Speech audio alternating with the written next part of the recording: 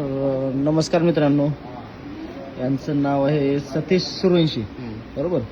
तर यांना येऊन आपल्या आश्रममध्ये जवळपास 1 वर्ष झालं असेल, जास्त झालं सर, बरोबर सतीश भाई? हां 1 year. हां 1 वर्षाच्या पुढे गेलं. साल. पण मला वाटतं नाही का, एक व्हिडिओ सोडला होता, तुम्ही बघितला असाल की सतीश भाऊचा व्हिडिओ, की बाबा हे आपल्या आश्रममध्ये आलेले सुरुवातीला कशा परिस्थितीत होती, म्हणजे यांची अवस्था काय होती आणि आता काय तुम्हाला फरक वाटतोय सतीश भाई? तुम्हाला इथं आल्यापासून कसं वाटतंय? छान वाटते, ठीक वाटते. ठीक वाटतंय, हं. चांगलं वाटतंय ना? हं. माझं तुम्हाला आता म्हणजे बाहेर कुठं जाऊन असं रस्त्यावर फिरा वाटतंय की इथं राहा वाटतंय? रस्त्यावर फिरू वाटत नाही, बरं वाटते. इथं राहा वाटतंय ना? हं. चांगलं नाही तर काही त्रास वगैरे नाही?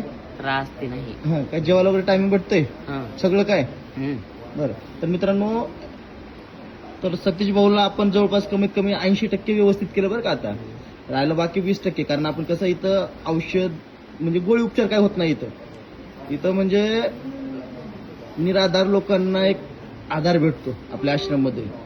म्हणजे हॉस्पिटल केलं जात नाही, फक्त त्यांना सांभाळून थोडं व्यवस्थित करण्याचा प्रयत्न करतो आपण. म्हणजे ज्यांना समजा जगायचं कसं हे कळत नाही, अशा लोकांना आपण जगवणं शिकवतो.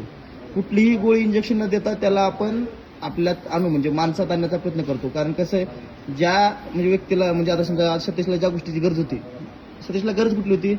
एक आधाराची गरज होती. आधार नव्हता मग तो रस्त्यावर भटकायचा, विचित्र वागायचा, काही बोलायचा, कसंही राहायचा. पण आता सतीश व्यवस्थित का राहतोय?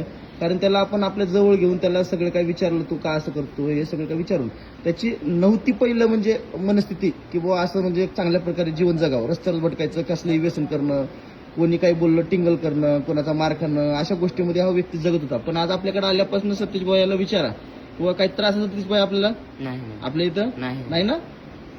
तर मित्रांनो, असंच आपण जवळपास कमीत कमी आता माझ्याकडे असे 65 लोक आहेत बघा. हे सगळ्यांना एक चांगल्या प्रकारे जीवन जगवण्याचा एक प्रयत्न करतोय आणि 100% करणार. कारण आतापर्यंत कमीत कमी मी 270 लोकांपर्यंत पोहोचलोय. त्याच्यातले 65 माझ्याकडे आहेत.